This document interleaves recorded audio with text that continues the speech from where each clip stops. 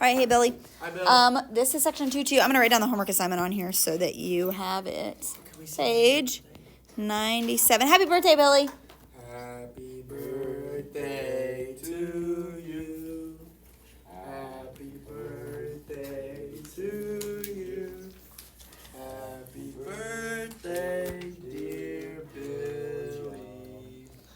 Happy birthday to you. Oh, that was beautiful. That was such a beautiful serenade right there. He's not going to watch this. I don't know. Okay, anyway, all right, so there's the homework assignment. 5 problems. And this is like basically what we were doing last week, but now they make the connection to derivative, okay, which I already kind of gave you that little piece. So let's just review what we've been talking about, all right? So, yeah, write that down to begin with. What did you say? If you're writing that down, write that down. I wrote it down. Okay, example 1. Hey, Here we go. You have an attitude? I need to write it down.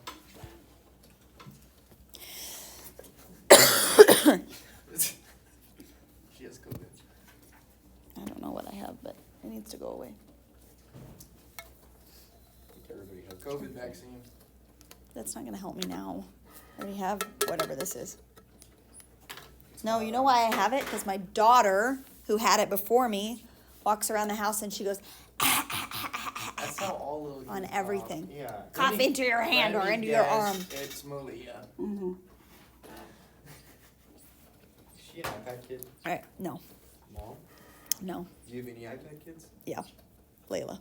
Layla's an Layla's an iPad kid? iPad kid. But she's like a good iPad kid. Sure. All right, here we go. Really? Here is example 1. I figured she They are wanting to know was the or something. slope at this dot, right? That's a tangent line, right? Slope of that line will give me the instantaneous rate of change, right? So I'm going to know slope, which is the instantaneous rate of change. And the slope of a tangent line is also the derivative, right? So they're making that connection now. Exactly the same thing as what we've been doing before.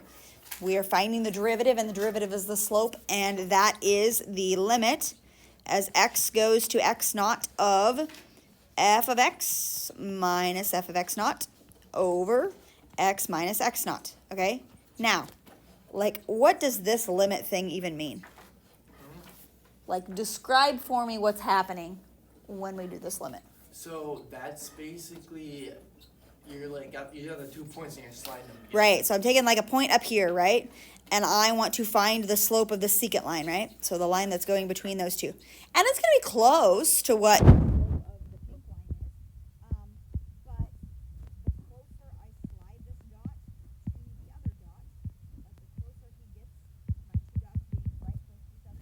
that slope will get closer and closer to what the actual slope is. So I'm sliding my x coordinate closer to my x naught coordinate. That is this guy. This is x naught, y naught. 2, 4 is my x naught, y naught dot. Got it? Okay, so we want to fill that in. They're saying on example 1, find the derivative, okay? Now they're going to say it as derivative, right? But when it says find derivative, this means find the slope of the tangent line, okay? The derivative means the slope of the tangent line, all right? Slope of tangent line with respect to x, okay? And use it to find the equation of the tangent line at 2.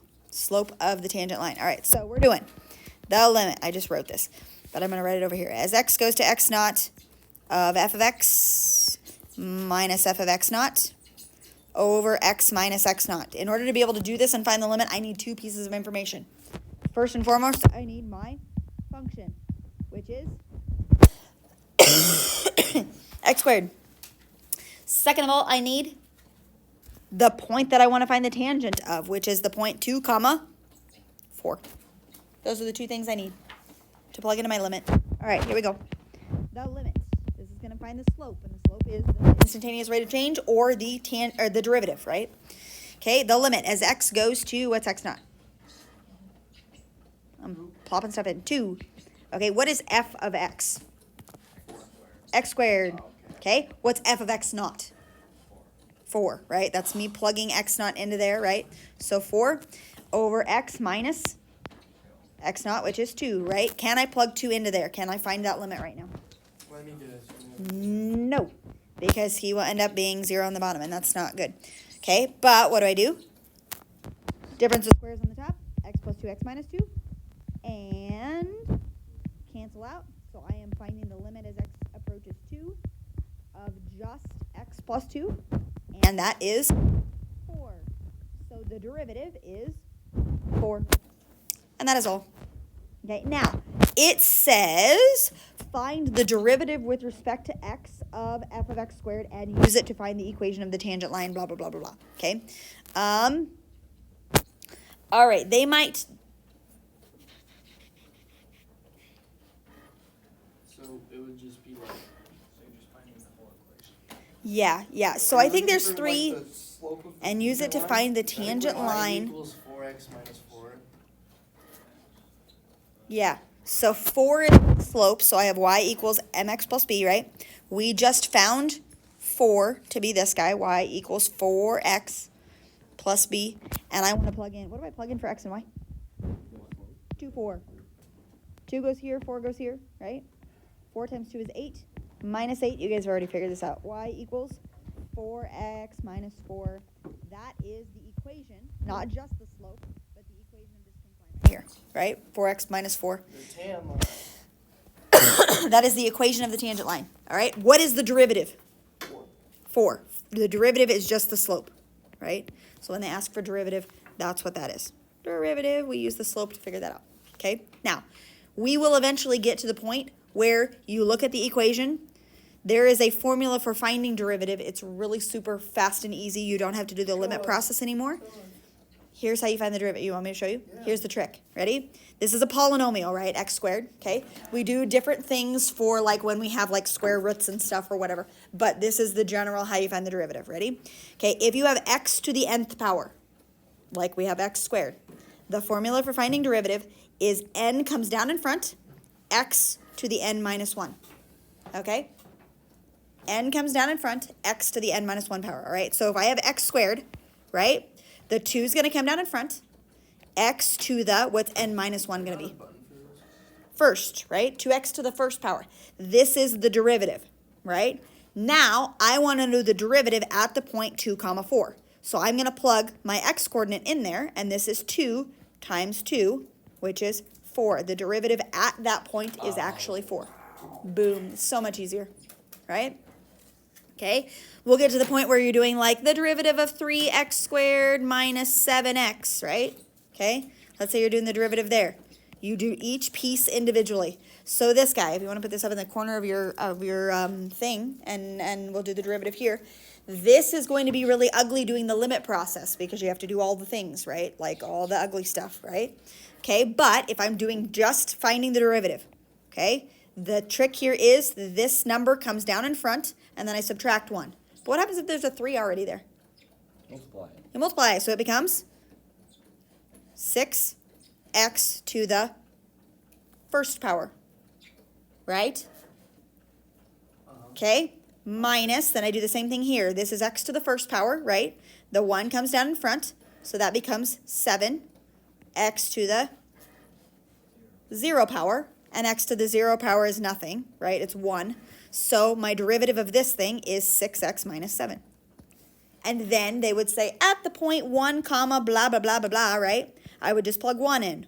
Or at the point 7 comma blah, blah, blah, blah, blah, I would plug 7 in. Or at the point 153 comma blah, blah, blah, blah, blah, I would plug that number in, right?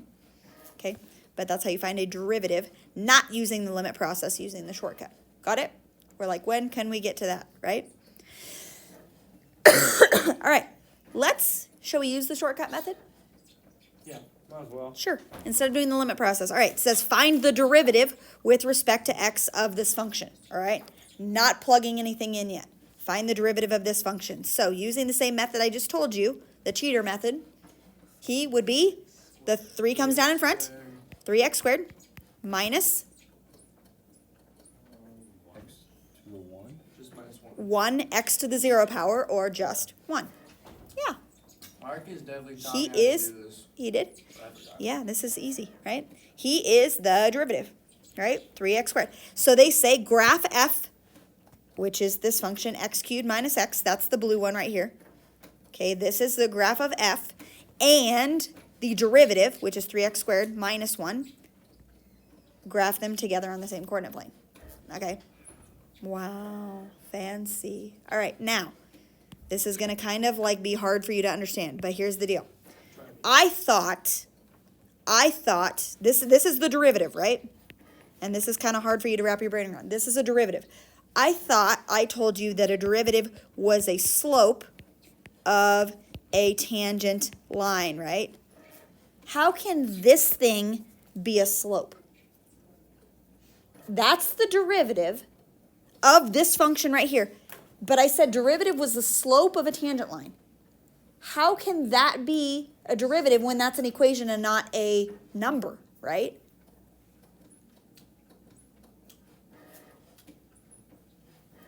How can that be? That's right. 3 is the slope, isn't it? Nope. This whole thing is the slope of the tangent line. Well, would they? No, it. There's one piece of information I haven't given you. I have to tell you where I want you to find the slope at, right? This guy right here is going to have a different slope than this one right here, right? Than this one right here.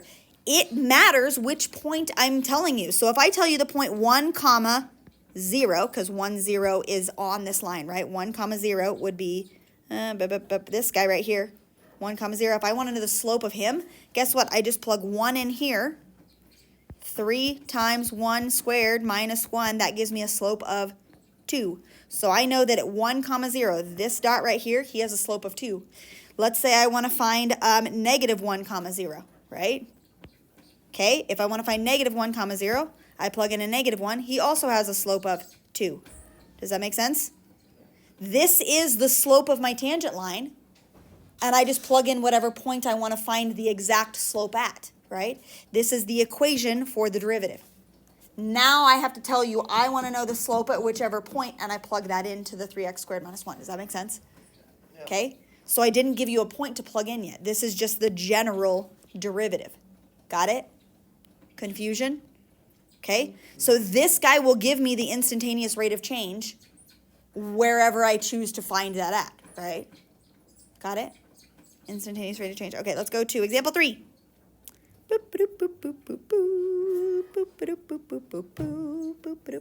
Example 3. Okay, let's look at this function. Did they give me an equation for it? Nope, they just say that this is y equals mx plus b. Y equals mx plus b. Let's do some hypotheticals. Let's say that this is, I don't know, what does this line look like it's touching? What's the y-intercept of this line? 3? Should we say plus 3? Okay, and what's it sloping?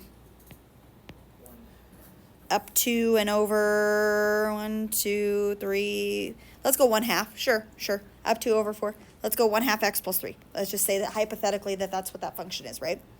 Okay, now here's how they're using the example of a linear function, which is what this guy is, right?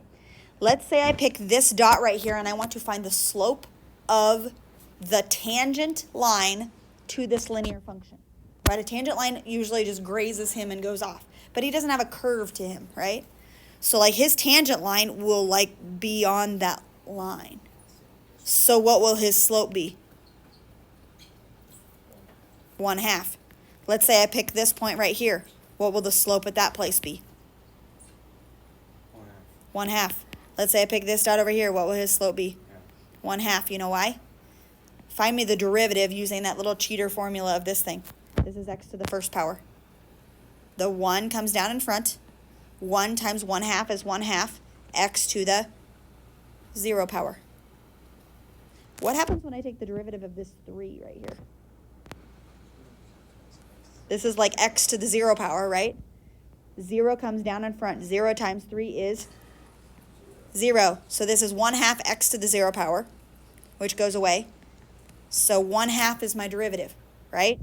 It doesn't matter if I plug in this point into here, or this point into here, or this point into here. My derivative is going to be 1/2 because it's going to be the same no matter what on a linear function. Does that make sense? If it's a straight line, it will have the same slope throughout, right? Versus this guy right here that has curves. This line is going to have a different slope slope, then this line, etc. Like they'll have different slopes. Versus a linear function, they will all be the same slopes all the way throughout. Got it? Okay. All right. Let's go to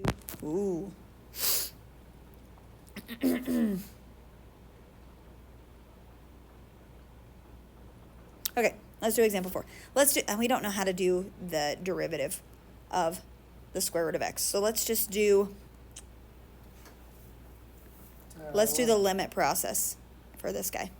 The limit as x approaches x naught of f of x. Are you writing this down? Minus f of x naught over x minus x naught.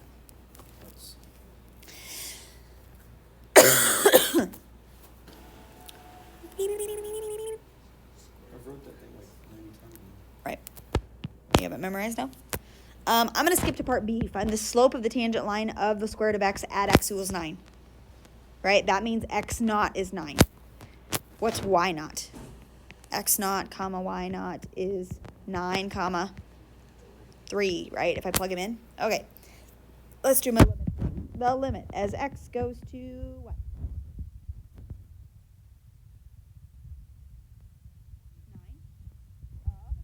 of square root of x minus f of x naught, which is 3 over x minus 9. Okay, now how do I solve this thingy thing? Rationalize. You have to rationalize. Yep. So I'm going to multiply by negative square root of x minus 3 and negative square root of x minus 3. Okay. All right. Do you remember doing this kind of thing? If I FOIL the top, square root of x times negative square root of x is negative x, right? The middle two pieces are going to cancel out. Okay, what's negative 3 times negative 3? Plus 9. Okay, on the bottom, I have x minus 9 times that stuff, and I say don't distribute them through, right? Okay, now where are we at? Oh, I want the limit as x goes to 9. Now I can plug 9 in. No, I still can't. Okay. What? Cancel the negative. Does this cancel with this? Almost. We'll take a negative. Take a negative 1 out, and I have x minus 9. Now this guy can cancel with that guy, right? So now I have the limit as x goes to 9 of negative 1 over negative square root of x minus 3. Now can I plug in 9? Yeah. Sure. We end up with negative 1 over negative 6. Oh, Yeah? Which is 1/6. 1/6. Beautiful. Okay, that was B. Find the slope of the tangent line, blah, blah, blah, blah, blah. Skip part C. Let's go down to instantaneous velocity. Instantaneous velocity. Recall the particle from example 4, blah, blah, blah, with position function that. Here, f of t is measured in meters and t is measured in seconds. Find the velocity function of the particle. Oh, I like this. I like this. Okay. All right. I didn't tell you this yet. All right. Write this down. Over here, you have your position function, which is like the height of a particle, right? And usually they write that as s of t, right? For some reason, they have height is s of t. Okay. If I want to know, let's just do some examples. Let's say I want to know the height at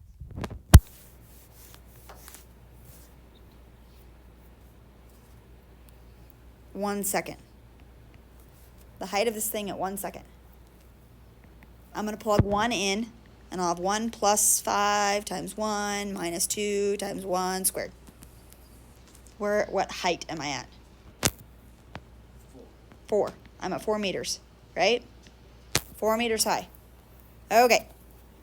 Now let's say I want to know the velocity that I am going at.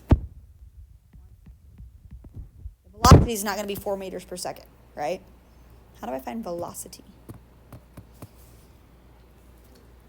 You have your position height function, velocity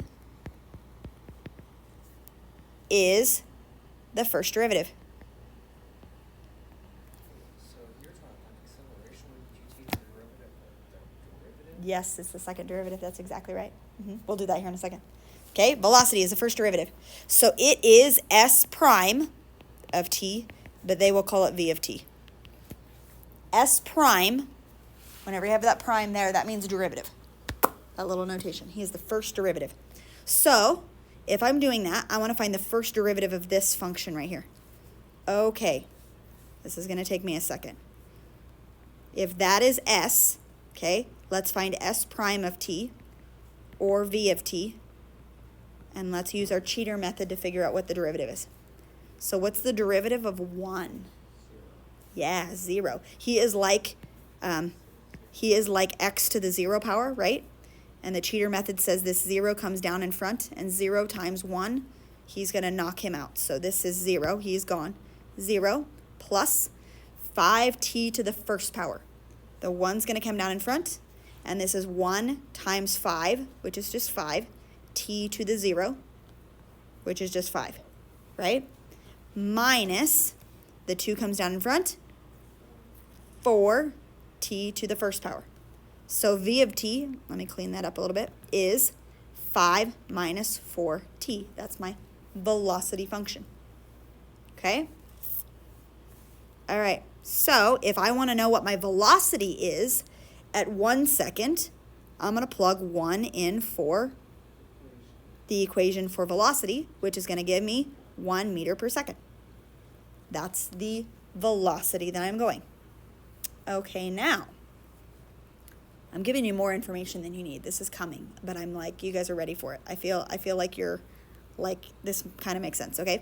Velocity, acceleration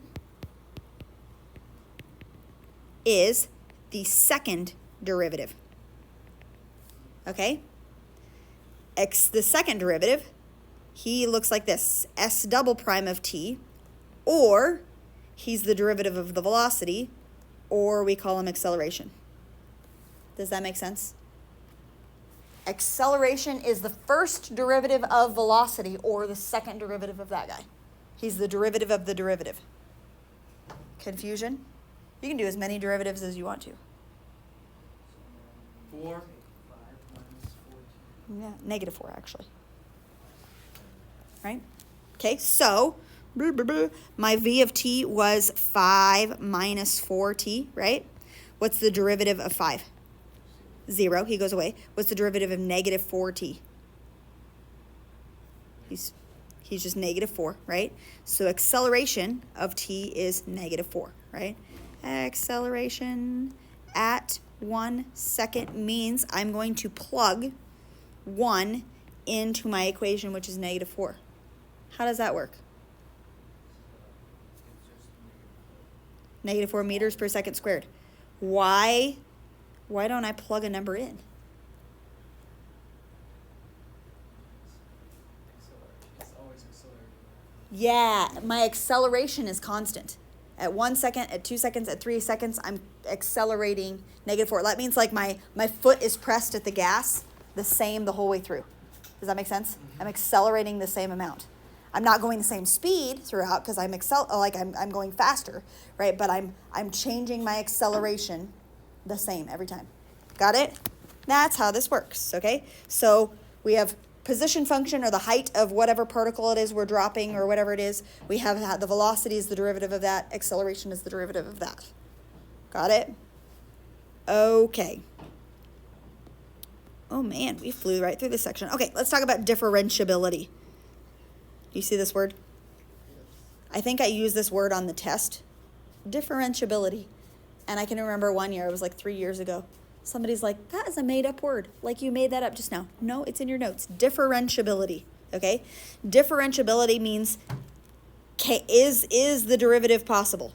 Is the derivative possible? Okay? Taking the derivative is called differentiation.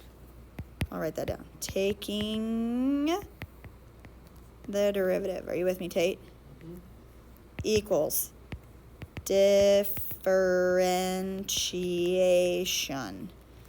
The process of differentiation is the process of taking the derivative of something. That's just the verbiage that they use. Taking the derivative and differentiation. Okay.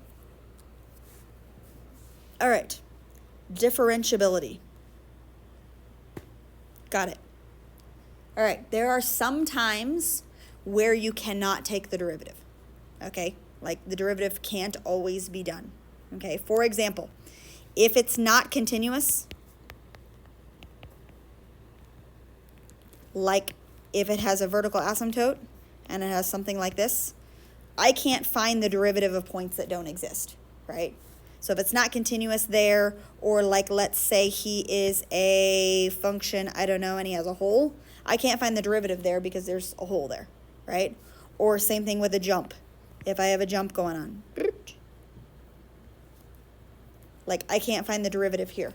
I could find the derivative over here, right? Like I could find the slope of the tangent line there or the slope of the tangent line here, but I can't find the slope of the tangent line at that place because it doesn't exist. So if it's not continuous, I can't find the derivative. He is not differentiable over here because he's not continuous, okay? Now, there are some times that he is continuous where I still can't take the derivative. For example, these two scenarios could happen. So like here, he comes to a tippity tip. You cannot take the derivative at a tippity tip because the derivative is a tangent line. Tangent line means he's touching at one place. This line only touches that dot at one place. But so does this line. But so does this line.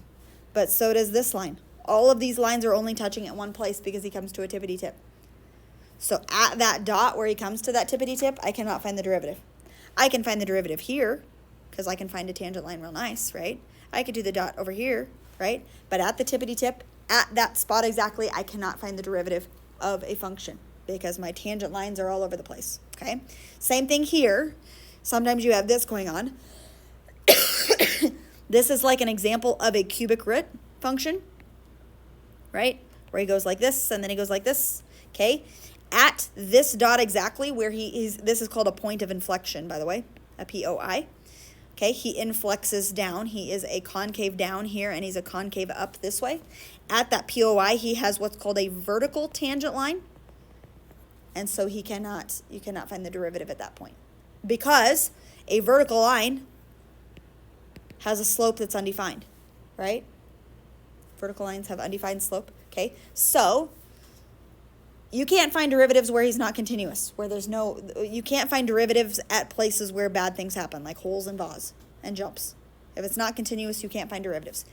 If it is continuous, you can't find derivatives at tippity tips, and you can't find derivatives at vertical tangent lines, like in an x, in the cubic root of x function, okay? So those are things that cannot happen, right? Good? Okay. Oh, right here. The next page. Are we on the next page? The relationship between differentiability and continuity. If a function is differentiable, then it has to be continuous, right? If I can find the derivative, that means it's continuous. If it's not continuous, then that means it's not differentiable, right? If it's not a continuous function, I can't find the derivative, right? Okay? Let's say it is continuous. Does that mean it is differentiable? No, because these two tell me it's not. If it is continuous, that doesn't necessarily mean it is differentiable. Got it? Okay. All of the things. Blah, blah. Oh, the converse is false. If a function may be continuous at a point, but not differentiable at that point. And that's for tippity tips or for, let's see, this guy right here. Okay? Those two are examples of when that happens. All right? Okay, and then it has derivatives at endpoints or whatever. So you can find a derivative if it's like the end of an interval, but those are called one-sided derivatives, and we don't do those too often, but that can happen. So, yeah, whatever. We don't do those too often. Okay? Lots of stuff going on. All right. Go and work on those points. If you get to a place on any of those 5 problems where you can cheat, I will let you. Right? Using the shortcut method instead of the limit method. Okay? I will let you cheat. Oh. Oh, man. Okay, perfect. 2, 8, 12, 18, 23. There you go. If you can cheat, I will let you. All right, bye, Tate. Or bye, Billy. Happy birthday.